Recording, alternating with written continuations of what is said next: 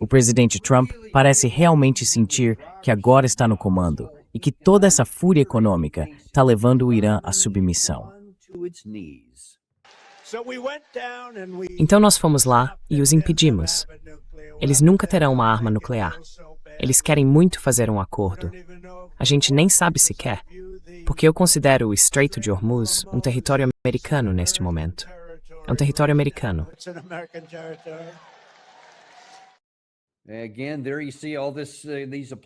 De novo, aí vocês veem todos esses aplausos, porque, oba, nós vamos simplesmente tomar por decreto o território de outro país.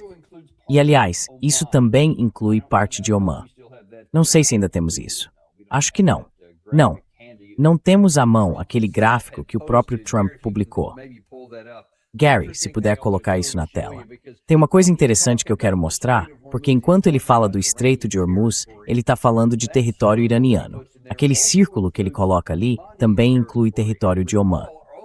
E lembrem também que nesta última semana, o presidente Trump prometeu, ou ameaçou, melhor dizendo, bombardear até não sobrar nada, desculpem pelo palavrão, mas foi essa a expressão que ele usou, território de Omã. Não o Irã, mas Omã, nosso aliado, país com o qual temos acordos e instalações militares. Então isso é meio estranho, e é meio problemático.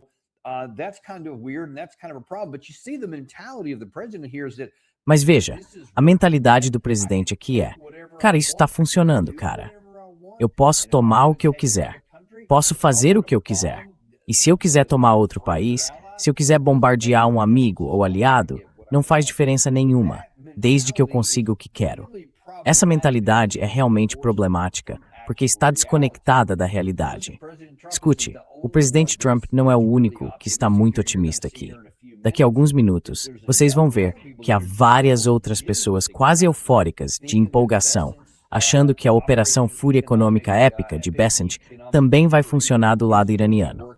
Na verdade, elas estão dizendo que já está funcionando. Mas deixa eu mostrar mais uma coisa do presidente Trump, que ontem também disse, de novo, que o Irã quer muito fazer um acordo.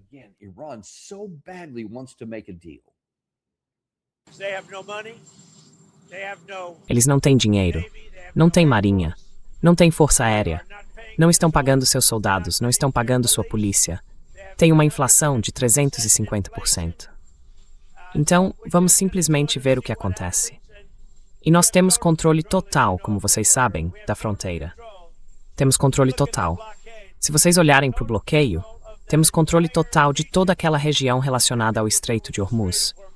E isso se estende bem para dentro das áreas terrestres. Estes horários em acordos, mas, na minha opinião, não tem que fazer o certo.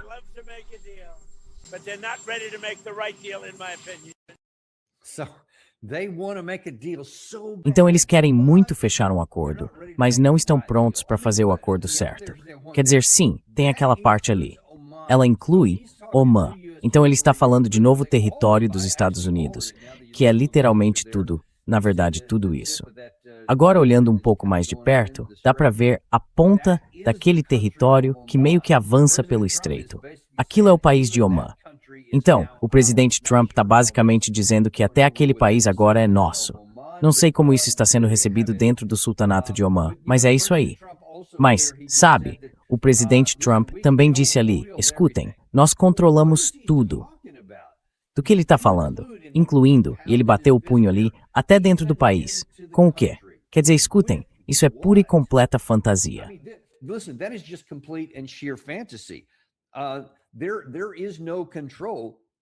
Não há controle de nada aqui.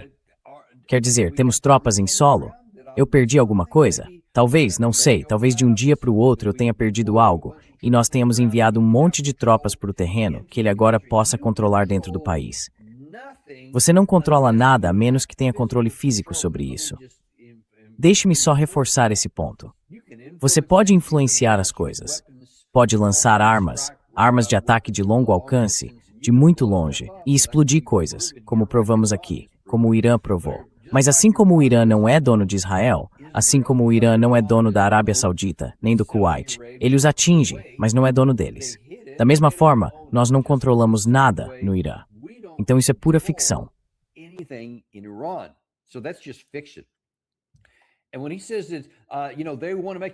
E quando ele diz que, sabe, eles querem tanto fazer um acordo, só que ainda não estão prontos, dispostos a fazer o acordo certo, do que você está falando? Nós tínhamos um acordo, ou pelo menos os contornos dele em andamento no dia 26 de fevereiro, 2 dias antes de a guerra começar. Eles ofereceram um acordo enorme por causa do nosso amigo mediador, Oman. É importante destacar isso.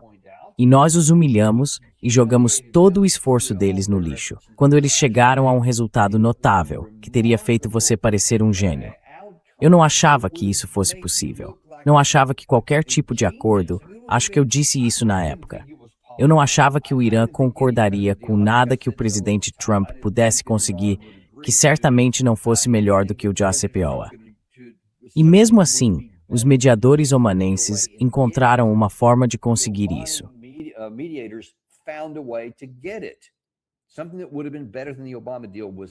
Algo que teria sido melhor do que o acordo de Obama foi oferecido ao presidente Trump.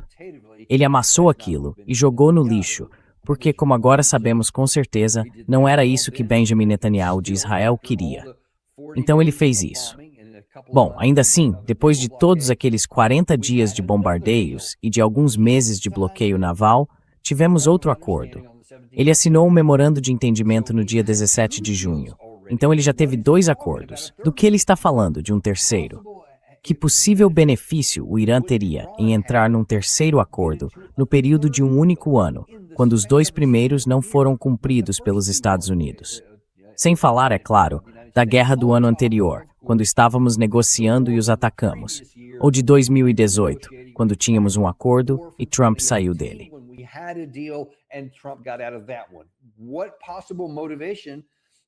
Que possível motivação ou justificativa o Irã teria para sequer dizer à sua população que vai fazer um acordo com os Estados Unidos?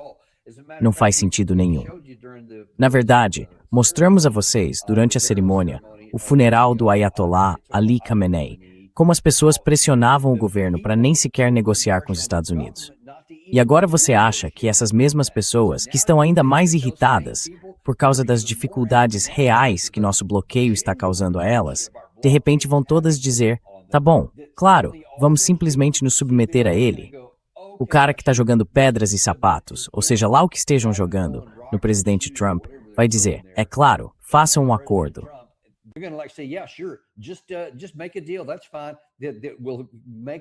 Tudo bem. Isso vai fazer a gente perder e voltar a uma situação pior do que era antes. Quero dizer, você fala da possibilidade de o povo se levantar contra o governo. Eu te garanto, acho que seria extremamente alta a chance de essas pessoas que você está vendo ali, com toda essa emoção reprimida, literalmente marcharem sobre Teherã e dizerem não, não vai haver acordo. Se vocês aceitarem nós não vamos respeitá-lo. Eu simplesmente não consigo nem imaginar isso. Por que eles fariam isso? Porque, quero dizer, isso literalmente faria com que eles abrissem mão do que tem no Estreito de Hormuz e do controle que demonstraram ter sobre ele, e simplesmente aceitassem uma derrota total.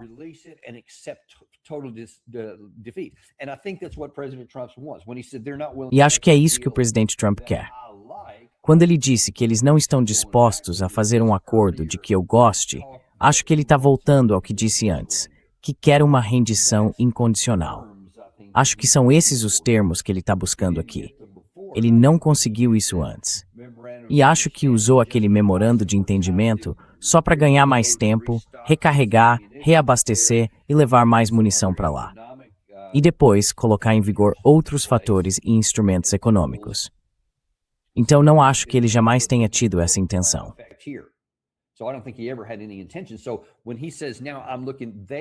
Então, quando ele diz agora estou vendo, eles querem um acordo e simplesmente não estão dispostos a fazer o básico, o 101, acho que ele está buscando uma rendição total. Isso quase certamente não vai acontecer. Mas vamos ver o que outras pessoas estão dizendo, porque há muita informação circulando. E de novo, desde que tivemos no ar ontem à noite, muita gente está quase eufórica, indo a Fox News dizer: ei, parece que o plano econômico do Bessem já está funcionando, mesmo tendo se passado apenas alguns dias. De alguma forma, isso colocou o Irã numa posição em que está pronto para se submeter. Esta foi a primeira. Victoria Coates estava comemorando, dizendo que tudo está funcionando maravilhosamente. Was crowing about how everything's working wonderfully.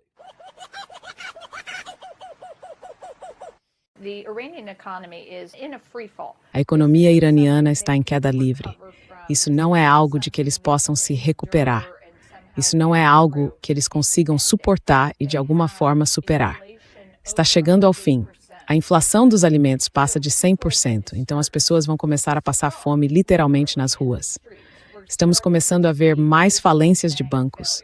Estamos vendo o real se aproximar de 2 milhões de reais por dólar. 10 anos atrás eram 30 mil. Nari Tussurat Feniz em 30 mil e 2 milhões. Bastante sendo true de forma desde Tirol.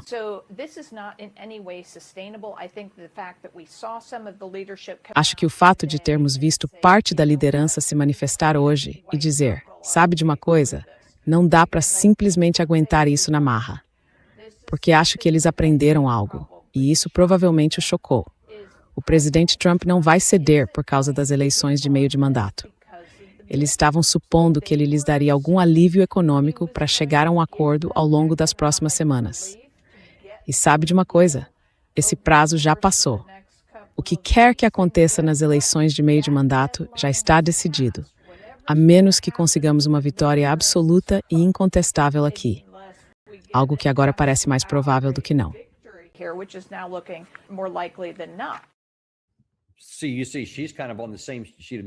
Veja, ela está mais ou menos na mesma linha que na percepção dela o presidente Trump está.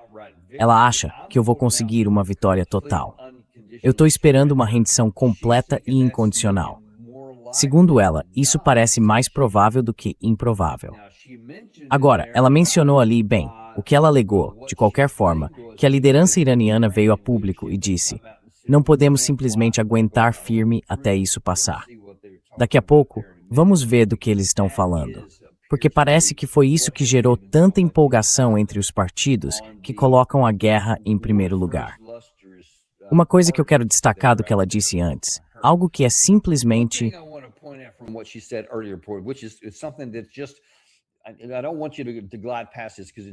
E eu não quero que você passe por cima disso, porque é muito importante. Mais importante do que pode parecer. Estamos falando aqui dos detalhes das políticas dele. Mas na primeira parte daquele trecho, ela disse, escuta, nossas políticas estão funcionando muito bem. As pessoas estão passando fome no Irã. Então ela é ex-subconselheira de Segurança Nacional.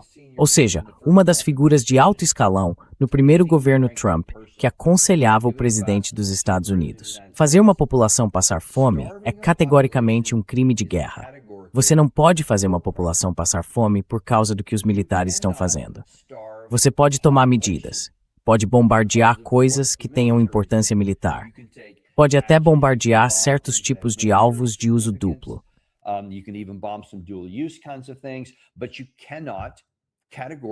Mas você não pode, categoricamente, não pode matar uma população de fome, embora seja isso que os israelenses estejam tentando fazer, ou estivessem tentando fazer, algo próximo disso, em Gaza. E foi só sob uma pressão global extraordinária, cerca de um ano atrás, que eles cederam e passaram a matá-los menos de fome, ou pelo menos a dar um pouco mais de comida.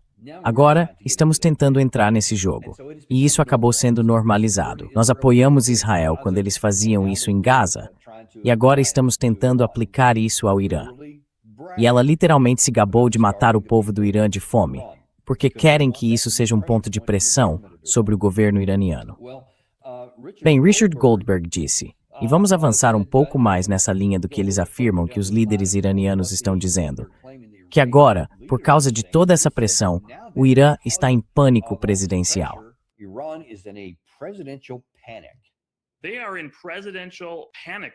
Eles estão em modo de pânico presidencial dentro do Irã. O presidente do Irã está dizendo, estamos ficando sem tempo, estamos ficando sem dinheiro, o bloqueio está surtindo efeito. Também estamos prestes a ver esse dia D econômico vindo da Casa Branca e do secretário do Tesouro, Scott Bessent. Isso pode incluir um embargo aéreo e terrestre imposto por sanções e tarifas dos Estados Unidos contra todos aqueles países no mapa, além da aplicação efetiva de sanções, até mesmo contra empresas estatais chinesas, potencialmente. Realmente, essa não é uma boa situação para os iranianos agora. As pessoas que comandam o navio sabem que ele está afundando e estão tentando hastear a bandeira neste momento. Mas sim, aqueles líderes linha dura da Guarda Revolucionária Islâmica podem querer afundar junto com o navio, e o presidente certamente poderia providenciar isso. Yeah, again, more of that just De novo, essa linguagem bem pesada. O presidente pode matar todos eles. O presidente Trump, ele pode simplesmente matar todos eles. Não é assim que vai funcionar. E ele está falando, sabe, de um bloqueio aéreo e marítimo. Quero dizer, de novo, vamos dar uma olhada no mapa aqui. Acho que parte da fantasia é que os Estados Unidos, com as suas melhores sanções, sancionariam todos os países ao redor dali. Vocês veem Paquistão, Afeganistão, Turcomenistão, Azerbaijão, Turquia e Iraque. Nós sancionaríamos todos eles, incluindo Rússia e China. Então, se alguém fizer negócios por algumas dessas rotas terrestres que vocês veem ali em vermelho e azul, no lado direito, são alguns dos lugares por onde eles conseguem tirar coisas agora.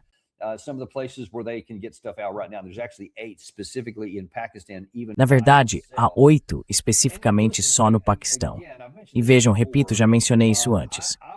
Certa vez, quando eu estava na ativa, servi no Afeganistão, na fronteira entre o Afeganistão e o Paquistão. E vocês veem que as montanhas são muito parecidas com as que também ficam nas fronteiras desses outros países aqui. E vejam, fizemos tudo o que podíamos. Tínhamos 140 mil soldados dos Estados Unidos e da OTAN, somados, além de cerca de 350 mil soldados afegãos. E aquela fronteira era como uma peneira. Era porosa. Não conseguíamos impedir nada. E isso com militares ativos na fronteira, tentando impedir.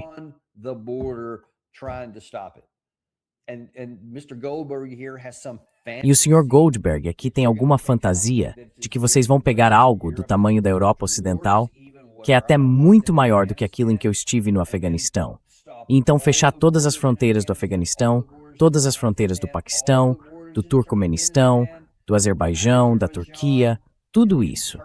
Vocês realmente têm alguma fantasia de que 100 tropas em solo vão conseguir impedir isso? Porque Scott Bessent assina uma carta, balança o dedo e alguém diz, pode apostar. Vocês percebem o quanto isso nos faz parecer estúpidos? As pessoas vão zombar de nós. Mas até os governos desses países poderiam simplesmente fazer um aceno de concordância e dizer, claro, Scott, 2 polegares para cima, cara. Vamos fazer tudo o que você mandar.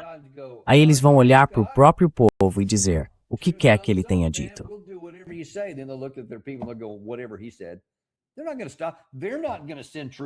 Eles não vão parar, não vão mandar tropas para a fronteira, não vão conseguir impedir essas coisas. Mesmo que quisessem, não conseguiriam fazer isso. Mas é isso. Nós temos essa arrogância de achar que podemos só porque dissemos alguma coisa, porque queremos que isso seja verdade, então vamos fazer acontecer. Aí ele diz que vai haver um embargo até contra a China. Sério? Você acha que os chineses vão fazer o que o Azerbaijão e o Turcomenistão não vão fazer? O que a Turquia não vai fazer? Por favor.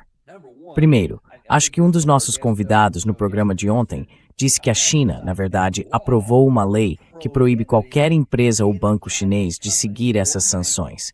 Quer dizer, é literalmente contra a lei para eles obedecerem ao Scott Bessent.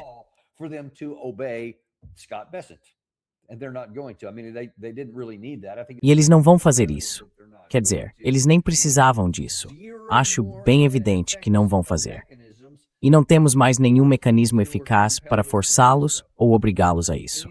Qualquer coisa que tentássemos fazer teria efeitos de rebote muito piores para nós, como aconteceu com o que a Ucrânia ou a Europa tentaram fazer com a Rússia por causa da situação na Ucrânia. Todas aquelas sanções que impuseram à Rússia tiveram efeitos de rebote negativos para eles e prejudicaram a economia deles. E seria o mesmo conosco. A China não vai, sob nenhuma circunstância, sequer pensar em ser intimidada financeiramente por causa do Irã. Imaginem que estupidez. Um membro do BRICS, alguém que está se posicionando contra os Estados Unidos e vai se juntar aos DADZUE contra eles? Isso é absurdo. Eles não vão fazer isso. Não tem medo de Scott Bessent. They're not afraid of Scott Bessent. They're not afraid of our sanctions. Eles não têm medo das nossas sanções. Eles convivem com elas há muito tempo, sejam tarifas ou outros tipos de sanções. E a cada dia que continuamos fazendo isso com Rússia, China, Irã, Coreia do Norte, Cuba, seja quem for, todos eles estão aprendendo cada vez melhor a se entender, a contornar nossas sanções e a fazer transações sem usar o dólar. Isso os afasta ainda mais do dólar, enfraquece ainda mais o dólar e aproxima ainda mais o dia em que o dólar deixará de ser a moeda fiduciária financeira global. E tudo isso vai nos prejudicar por causa dessa arrogância e dessa estupidez. E escute, vamos dar uma olhada no que é tudo isso de que eles estão falando aqui. Porque do que ele está falando quando diz que o presidente iraniano está em queda livre? Ou quando Victoria Coates dizia que Pezeshkian está realmente em apuros e percebe que eles não conseguem simplesmente aguentar firme até passar?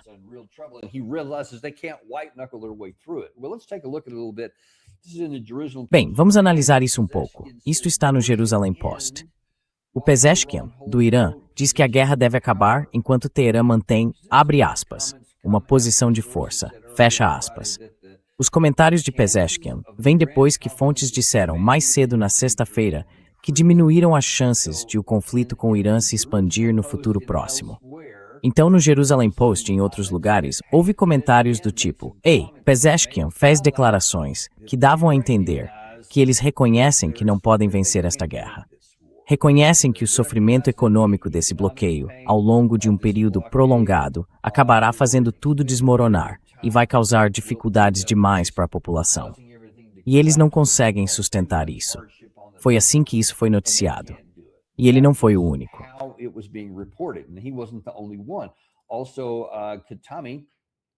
Além disso, Mohammad Khatami, o ex-presidente do Irã, também manifestou apoio ao memorando de entendimento assinado com os Estados Unidos, dizendo que perder a chance de preservá-lo poderia mergulhar o país em problemas sérios e incomuns.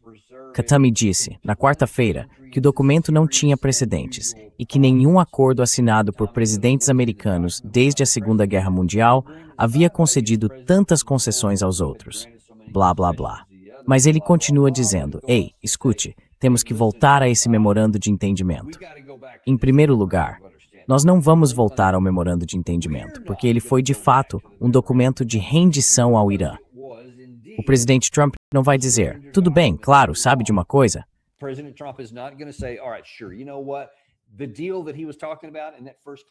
O acordo de que ele estava falando naquele primeiro trecho é o seguinte: se vocês voltarem à mesa e aceitarem o acordo que nós queremos, então sim, vamos aliviar imediatamente as sanções.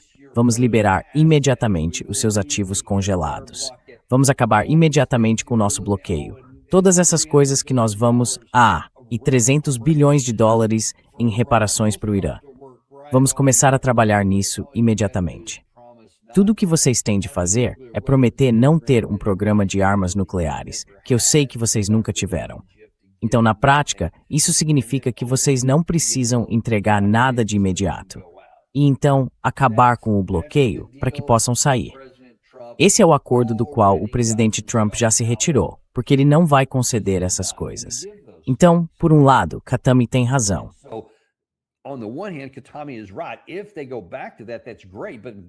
Se eles voltarem a isso, ótimo. Mas por que alguém no Irã acharia que nós vamos fazer isso? Bem, acho que a ideia é, as pessoas estão dizendo, e acho que é isso que está acontecendo aqui, com gente como Goldberg, Coates e vários outros, que eles estão interpretando esses comentários como uma admissão de que a penúria econômica vai destruir o Irã e que eles não conseguem sobreviver. Então, todas aquelas coisas de que Victoria Coates falou, a inflação, a fome e esse tipo de coisa, eles dizem, não vamos conseguir sobreviver a isso. Em primeiro lugar, eles não vão chegar a esse reconhecimento, a essa percepção e a esse momento de submissão, porque Bessent anunciou alguma coisa. Quer dizer, essas medidas nem entraram em vigor ainda.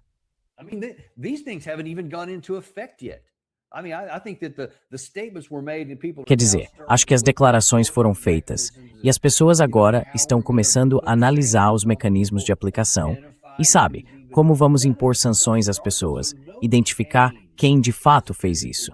Nada disso começou ainda. Então, nenhuma mudança concreta aconteceu desde então. Agora, o bloqueio em si já vem acontecendo há algum tempo e tem efeitos muito prejudiciais para os iranianos. Não há dúvida sobre isso. Isso faz parte do que está acontecendo. Outras coisas que Scott Bessent vem fazendo para tentar destruir a moeda, enfraquecê-la e desvalorizá-la e assim por diante, também já vem acontecendo. Isso não é novidade. Mas o Irã demonstrou ao longo dos anos capacidade de suportar grandes dificuldades. Já falamos sobre isso muitas vezes. Nada mudou nesse aspecto.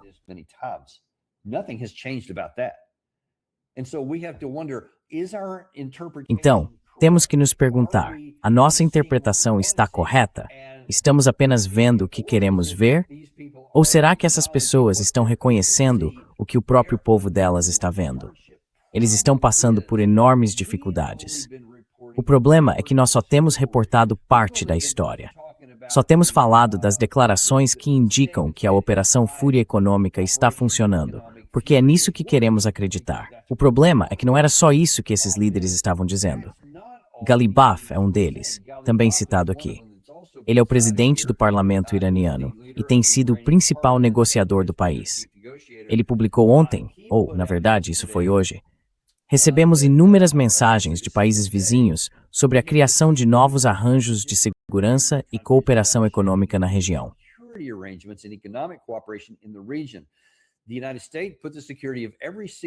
Os Estados Unidos colocam a segurança de cada um de seus aliados em tamanho risco por meio de intimidação e de um puro desprezo pelos interesses deles em favor de Israel, que eles chegaram a ver toda a sua existência em jogo.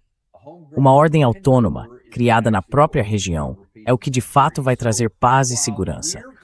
Então, enquanto afirmamos que eles basicamente estão hasteando a bandeira branca e se rendendo, aqui está Ghalibaf dizendo, sabe, na verdade, espere aí. Os países da região percebem que sua própria existência literalmente estava em jogo. E se a guerra tivesse continuado, ela poderia ter chegado ao fim. E nós já mostramos muitas vezes do que isso está falando.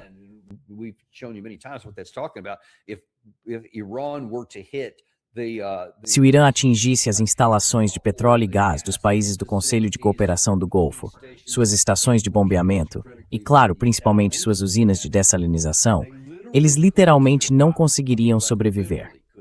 Quer dizer, literalmente não conseguiriam sobreviver. Teriam de encontrar qualquer maneira de sair do país, porque simplesmente não teriam água suficiente nem para sobreviver. Tudo isso ainda está em jogo. Imagine se você fosse o Irã.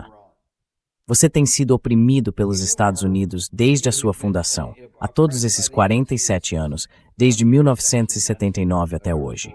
Você passou por tudo isso, sabe? A guerra do ano passado, esta que está acontecendo agora. Você suportou 40 dias, depois 2 meses de bloqueio, depois 13 dias de guerra, e depois seja lá o que estamos vivendo agora.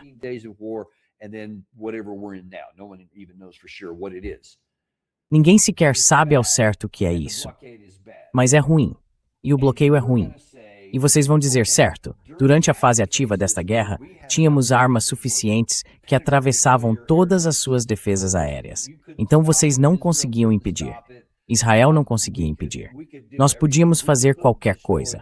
Podíamos destruir as usinas de dessalinização deles, podíamos destruir as instalações petrolíferas deles. Não há nada que eles possam fazer para impedir isso. É o que os iranianos estão dizendo. E nesse ambiente, com essa capacidade, e já que nós paramos na fase ativa da guerra, eles continuaram acumulando ainda mais drones e ainda mais mísseis. Então, qual é a lógica do lado iraniano de dizer, sabe de uma coisa? Eu sei que temos controle do Estreito de Hormuz, uma grande restrição sobre ele.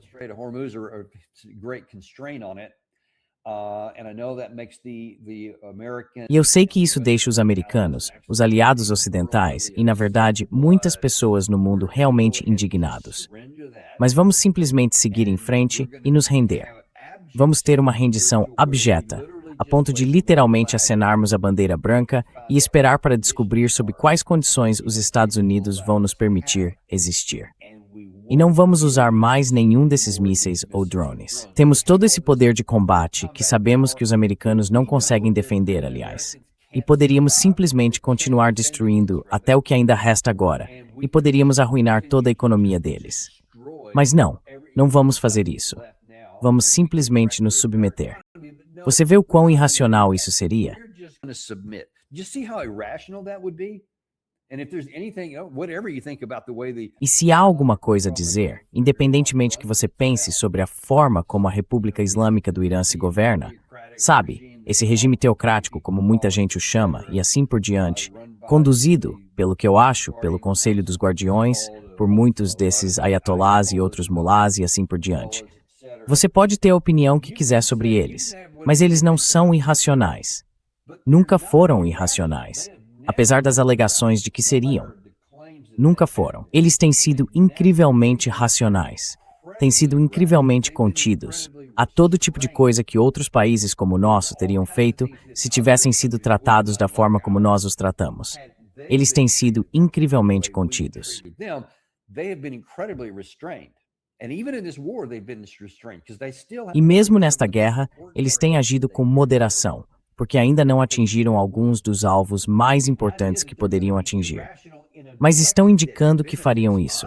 Então a ideia de que eles vão agir de forma irracional numa direção que nos beneficie, essa é a parte louca. É isso que é irracional. Achar que o Irã vai ter todo esse poder de combate com mísseis e drones, o poder econômico que tem por controlar o Estreito de Hormuz e, junto com seus aliados, Bab al-Mandab, e que simplesmente vai entregar tudo isso. E depois vai dizer, sabe de uma coisa, todos vocês libaneses por quem estávamos lutando, agora se virem.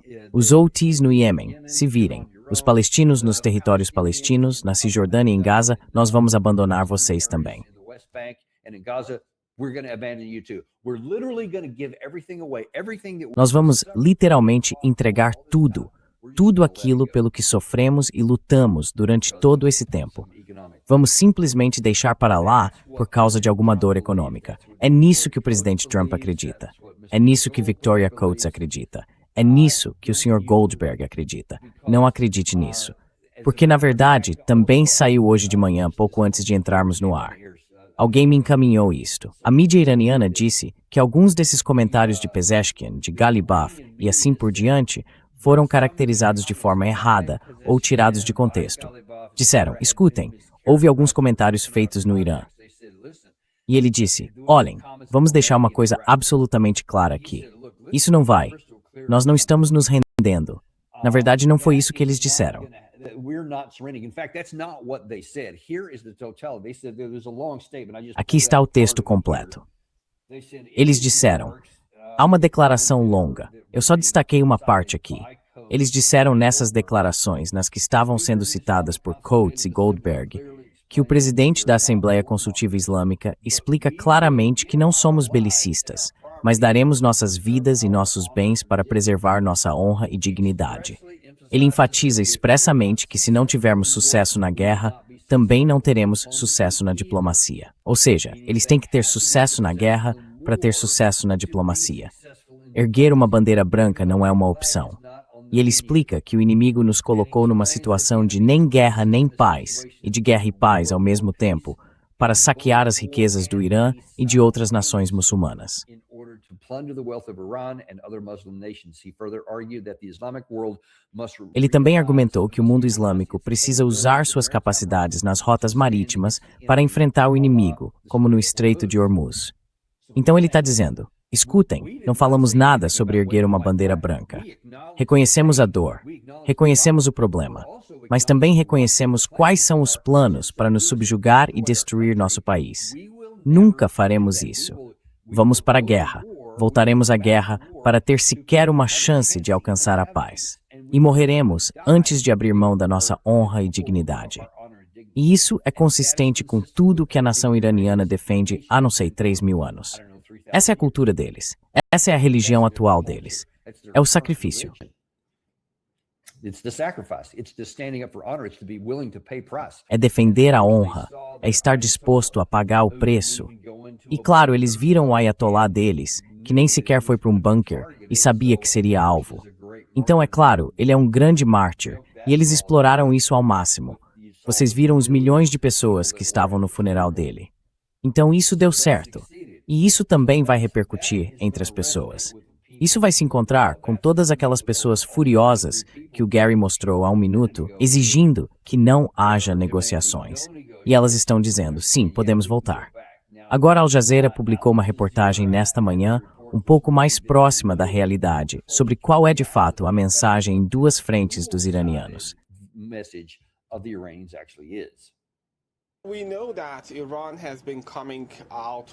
Sabemos que o Irã vem transmitindo uma mensagem dupla, que ouvimos desde o início da escalada. Eles dizem estar dispostos a um engajamento diplomático. Como sabemos, há uma via diplomática em andamento. A comunicação mediada entre Teherã e Washington continua, e também há essa linha de diálogo diplomático com o lado omanense, para encontrar uma forma de realmente reabrir essa rota, ou pelo menos estabelecer alguns arranjos para uma possível reabertura dessa rota, por um lado. Mas por outro lado, o Irã também está enviando uma mensagem clara de que está pronto para cenários de confronto.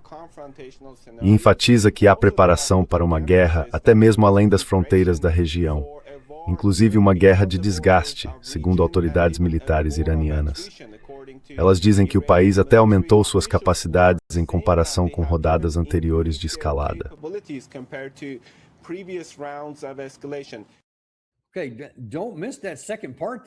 Certo, não deixem passar essa segunda parte. Não sejam como Richard Goldberg ou Victoria Coates e simplesmente ouçam, isoladamente, aquilo que querem ouvir. Eles reconhecem que há dificuldades. Sim, reconhecem.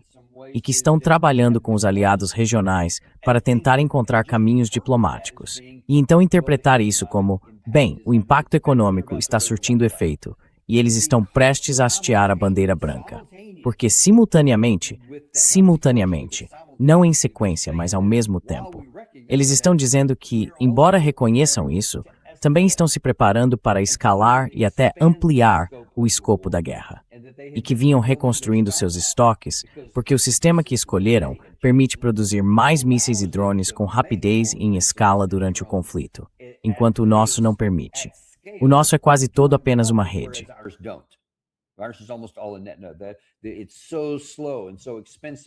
É tudo tão lento e tão caro que mesmo quando tentamos acelerar, no máximo parece um caracol andando um pouco mais rápido. Enquanto isso, eles conseguem realmente correr e construir muita coisa aqui. E nós já sabemos que contra o que eles tinham, não conseguimos nos defender, certo? Então eles têm consciência disso e de tudo que já disseram antes. Agora vamos voltar por um instante a esse comentário do Ghalibaf. Porque ele disse, recebemos numerosas mensagens de países vizinhos sobre a criação de uma nova estrutura de segurança e cooperação econômica na região. Isso não é só com Oman, é com todos eles. Porque me disseram que nos bastidores, e é lógico que eles estariam fazendo isso, vocês precisam entender que essa mensagem vai repercutir até certo ponto, talvez em grande medida.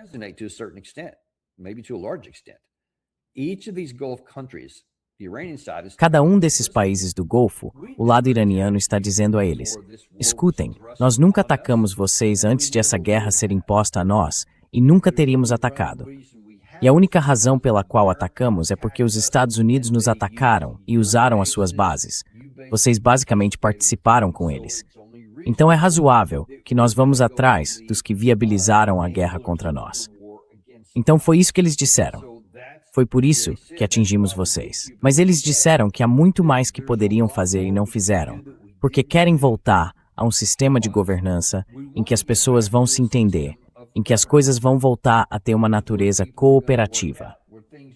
Então eles estão sinalizando isso publicamente, como nesse comentário aí, e também estão sinalizando isso em particular nos bastidores.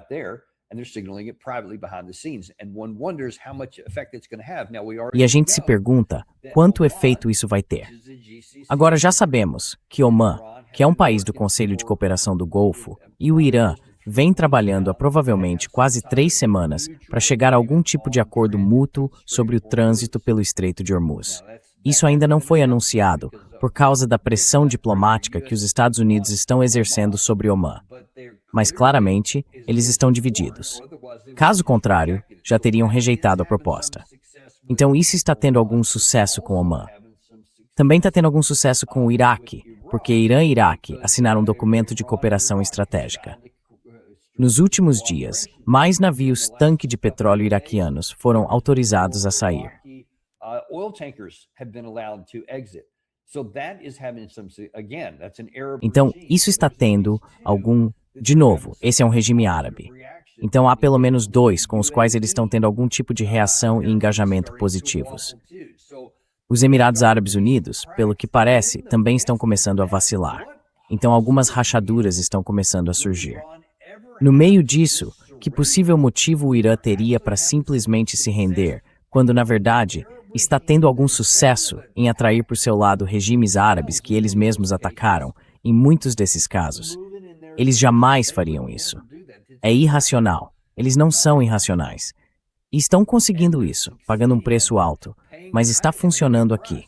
Outra coisa, isso é do Trita Parsi. Acho que ele publicou isso ontem à noite.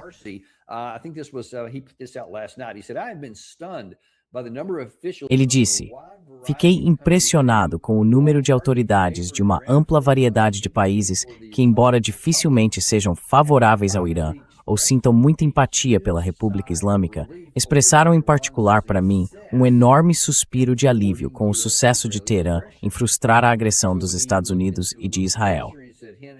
Então ele analisou isso um pouco mais de perto e disse: não se trata do Irã, trata-se das ameaças que uma América sem freios representa para os outros. E ele citou um artigo que publicou na revista dele, A Responsible Statecraft. Você pode ir ao Twitter dele, tenho certeza de que dá para ler lá. E escuta, o que ele está descobrindo é que as pessoas estão ficando cansadas dessa postura truculenta que temos. Como o que o Trump estava dizendo ali, tipo anunciar que vai bombardear até o inferno um de seus aliados. Te dizer que Israel é very tomorrow, então que inclui um país aliado.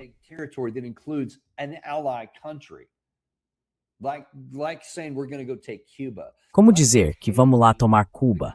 Como tomar o país da Venezuela e roubar o petróleo deles? As pessoas estão ficando cansadas disso. Então elas veem o Irã enfrentando a gente. E tenho certeza de que eles estão recebendo todo tipo de incentivo nos bastidores para continuar. E você vê o Trita Parsi dizendo que muita gente se aproxima dele em particular porque as pessoas estão cansadas dessa nossa coisa imperialista de que vamos voltar e simplesmente tomar o Irã. Porque estou dizendo, o presidente Trump nunca ficaria satisfeito com o memorando de entendimento. Ele nunca voltaria a isso. Ele só ficaria satisfeito com uma rendição, porque também quer o petróleo iraniano. Ele disse isso no início do conflito. Eu garanto que isso ainda está na cabeça dele agora.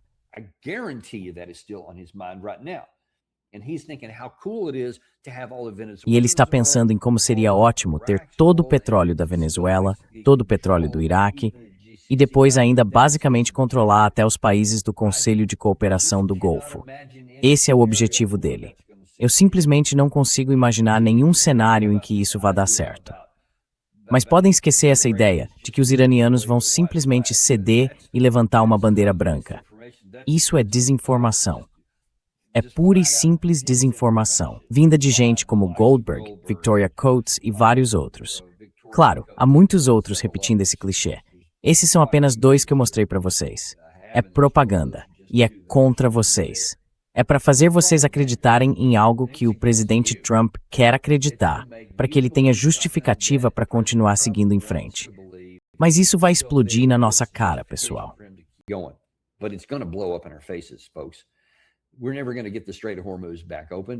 Nós nunca vamos conseguir reabrir o Estreito de Hormuz. Nunca vamos tirá-lo das mãos deles à força. Quero dizer, eles vão estar comendo grama e apenas sobrevivendo antes de cederem aos Estados Unidos. Isso faz parte da cultura deles. Está no DNA deles. Está na história deles. Eles fizeram isso na história recente. Não há como eles cederem agora, ainda mais com todas as vantagens e os recursos que eu mencionei, militares e diplomáticos. Eles simplesmente não vão ceder. Então vamos deixar isso claro. Na verdade, não temos patrocinadores, e há uma razão para isso.